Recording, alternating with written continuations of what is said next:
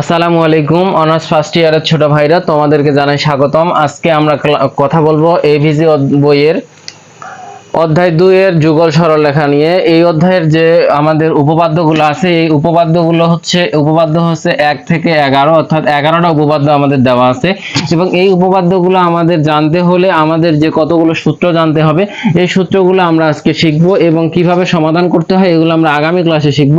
এর জন্য এর থেকে আমাদের যে আমাদের এই 11টা উপপাদ্যের মধ্যে কিন্তু সবগুলো ইম্পর্টেন্ট না। এর জন্য আমাদের যেগুলো আমরা শিখব পরীক্ষার জন্য অবশ্যই 3, 4, 9 এবং আমাদের 10 নম্বর এই 4টা উপপাদ্য তোমরা সবাই শিখে নিবা এবং আমি আগামী ক্লাসে বুঝাই দেওয়ার চেষ্টা করব। তো দেখো, আমাদের যে উপপাদ্যগুলো আছে এই উপপাদ্যগুলো জানতে হলে আমাদের কতগুলো সূত্র জানতে হবে। এই সূত্রগুলো হচ্ছে, দেখো আমাদের 1 নং সূত্র যেটা দেওয়া আছে সেটা হচ্ছে যে x ও y এর সমমাত্রিক সমীকরণ, x এর সমমাত্রিক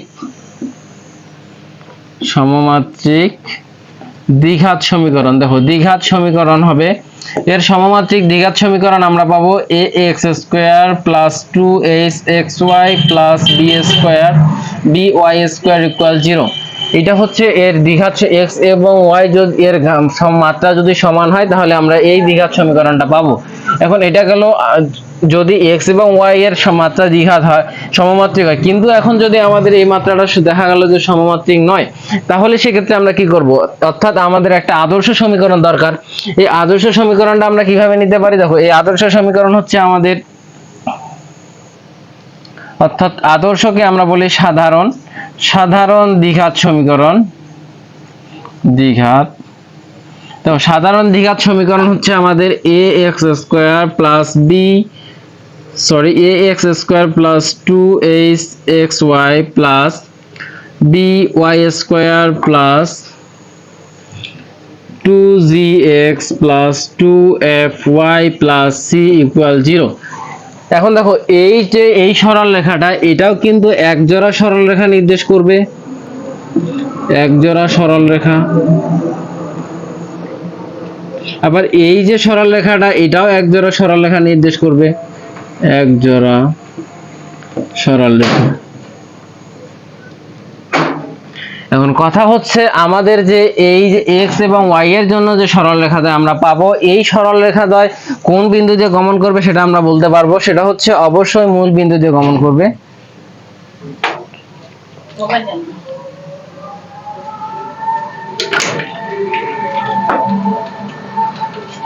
দেখো, এই যে আমাদের এই সরলরেখা দ্বয় যা পাবো, এর জন্য আমাদের এই সরলরেখা দ্বয় মূল বিন্দু দিয়ে গমন করবে, অর্থাৎ 0,0 সরলরেখা দিয়ে বিন্দু দিয়ে গমন করবে। কিন্তু আমাদের এই যে এই সরলরেখাটা, এটা কিন্তু আমরা বলতে পারবো না কোন বিন্দু দিয়ে গমন করবে।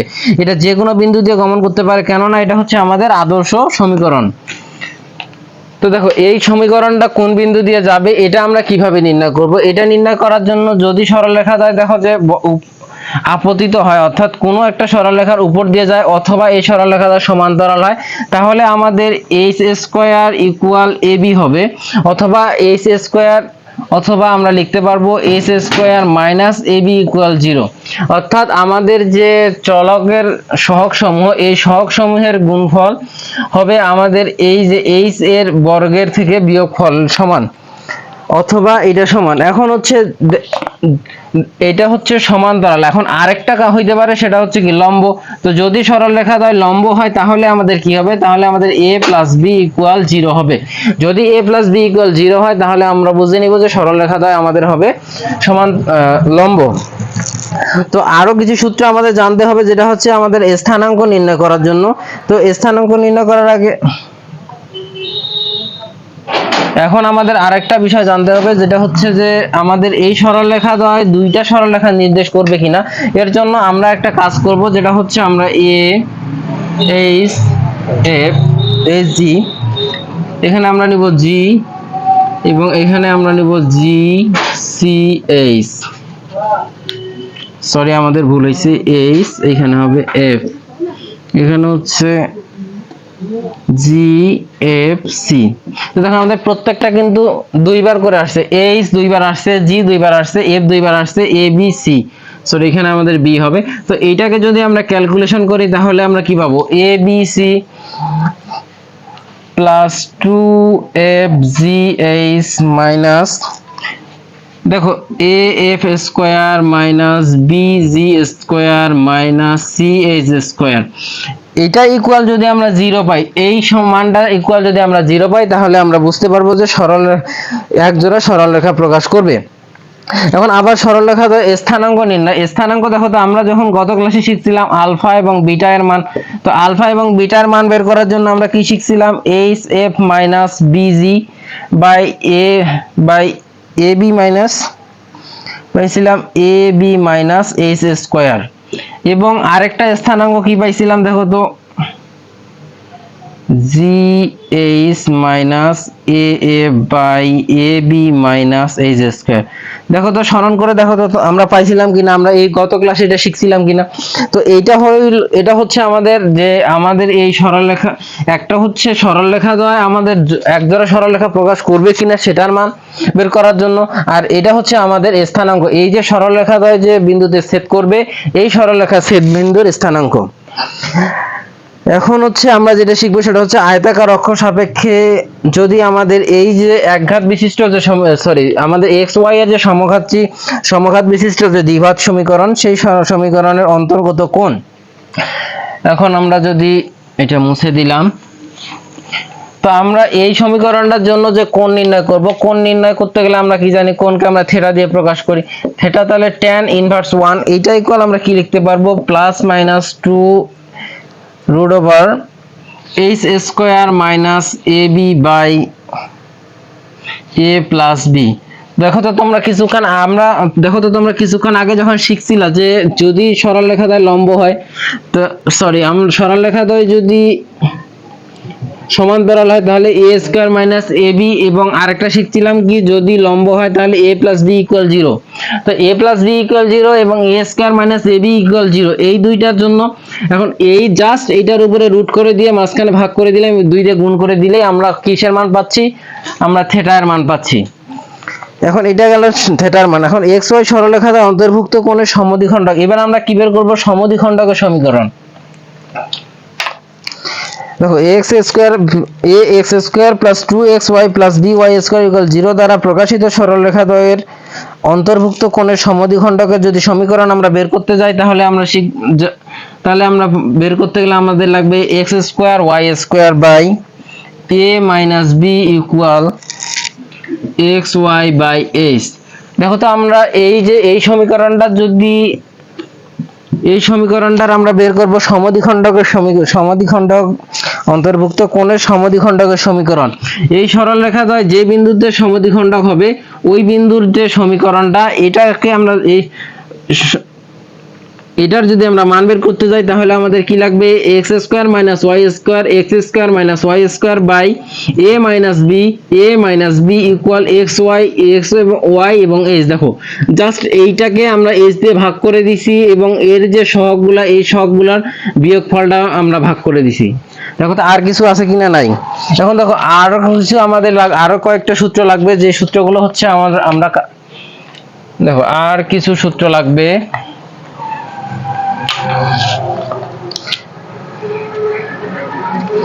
এখন দেখো ওইটা গেল হচ্ছে আমরা আগে যেটা শিখলাম সেটা হচ্ছে সমদ্বিখণ্ডকের সমীকরণ কি, x square minus y square by a minus b equal xy by s। এটা হচ্ছে আমাদের এই সমীকরণটার সমদ্বিখণ্ডকের সমীকরণ,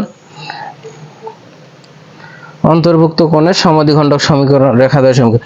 এখন হচ্ছে যদি এটা আলফা কমা বিটা বিন্দুতে, এইটা যদি এখন হচ্ছে আমাদের এই যে যে আদর্শ সমীকরণ অর্থাৎ সাধারণ সমীকরণ, এই সাধারণ সমীকরণটার জন্য অর্থাৎ যে কোনো সমীকরণের জন্য যদি আমাদের থিটার মান নির্ণয় করতে অন্তর্ভুক্ত সমদ্বিখণ্ডকের সমীকরণ নির্ণয় করতে বলে, সমদ্বিখণ্ডক রেখার সমীকরণ, তাহলে আমরা কি করব, তাহলে আমরা just x minus alpha minus y minus beta whole square by, দেখো a minus beta b equal, আমরা এই যেটা আমরা লিখছি x এর জন্য x মাইনাস আলফা মাইনাস আমাদের গুণ অবস্থায় ছিল, তার মানে y minus beta by h, মানে আমাদের যা ছিল তাই, জাস্ট আমাদের দেখো তো মানের কোথায় পরিবর্তন, এইটাকে যখন আমরা করতে যাব তখন আমাদের নিয়ে আসতে হবে আলফা এবং বিটা। যখন আমরা এইটা নিয়ে কাজ করব তখন আমাদের নিয়ে আসতে হবে বিটা এবং আলফা। কিন্তু যখন আমরা এই সরল রেখাটার জন্য কাজ করতেছি তখন আমাদের কোনো কিছুই নিয়ে আসার দরকার নেই, কেননা এটা হচ্ছে মূল বিন্দুগামী। এখন দেখা গেল যে আমাদের এই সরল রেখাটা আদর্শ সমীকরণ, এবং যদি এটা মূল বিন্দুগামী হয় তাহলে তো আমাদের এইটুক অংশ থাকতেছে না। যেহেতু এইটুক অংশ থাকতেছে না, তার মানে তখন আমাদের আলফা এবং বিটা আনার দরকার নাই, আমাদের যদি বলা থাকে যে মূল বিন্দু দিয়ে যাবে।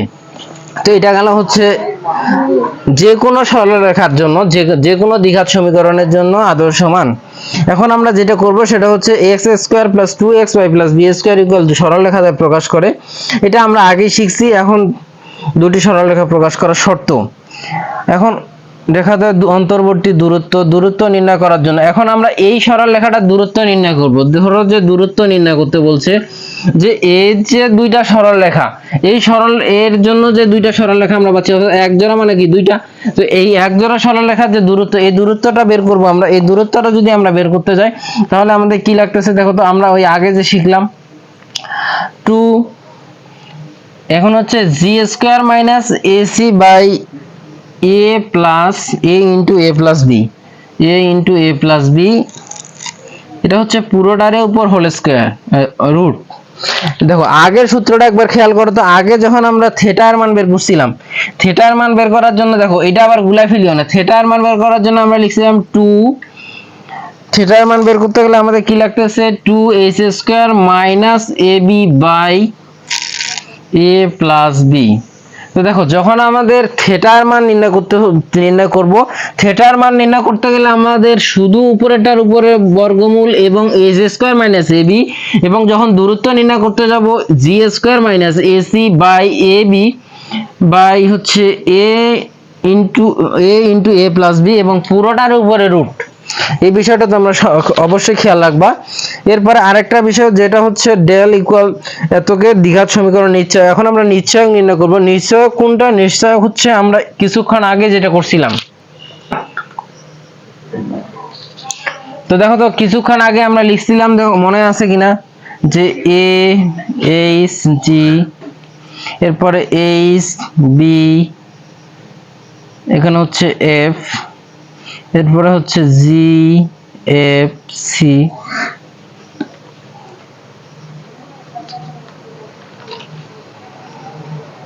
দেখো এইটা হচ্ছে আমাদের নির্ণায়ক, এটাকে আমরা ডেল দিয়ে প্রকাশ করব, অথবা এর যে মানটা পাবো এটাকে আমরা, এই মানটা হচ্ছে এর যে মান, এটাকে আমরা নিশ্চয়ক বলি।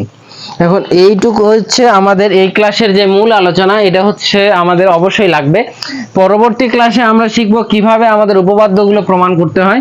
তো তোমরা হচ্ছে, আমি মূলত এই উপপাদ্যগুলো প্রমাণ করা শিখাবো না, কারণ এগুলো খুবই সহজ। তোমরা জাস্ট আমি যে সূত্রগুলো আলোচনা করলাম এই সূত্রগুলো তোমরা মুখস্থ করে নিবা বই থেকে, এবং মুখস্থ করে নেওয়ার পরে দেখবা যে আমাদের যে সূত্র প্রত্যেকটা, এই সূত্রগুলো যদি তোমরা মুখস্থ করতে পারো তাহলে আমাদের প্রত্যেকটা উপপাদ্যে প্রমাণ হয়ে যাবে। আমি জাস্ট আগামী ক্লাসে আমাদের যে সমস্যাগুলো আছে এই সমস্যাগুলো সমাধান করার চেষ্টা করব। সেই সাথে যেহেতু তোমাদের সময় খুবই কম, তার জন্য খুব দ্রুত শেষ করতে হচ্ছে। তোমরা জানো যে তোমাদের গণিত বই হচ্ছে 4টা, তো এই 4টায় শেষ করতে হবে। তো ততক্ষণ পর্যন্ত তোমরা সাথে থাকবা। আমার ফেসবুক পেজ হচ্ছে লার্নিং পয়েন্ট, এবং আমার ফেসবুক প্রোফাইল তো তোমরা দেখতেই পাচ্ছ আব্দুল্লাহ আল মামুন, এবং সেই সাথে হচ্ছে আমার ইউটিউব চ্যানেল লার্নিং পয়েন্ট। যে কোনো জায়গা থেকে তোমরা সার্চ দিয়ে দেখে দিতে পারো আগের ক্লাসগুলো, যদি কারো কোনো সমস্যা থেকে থাকে। তো এতক্ষণ পর্যন্ত সাথে থাকার জন্য ধন্যবাদ। আসসালামু আলাইকুম।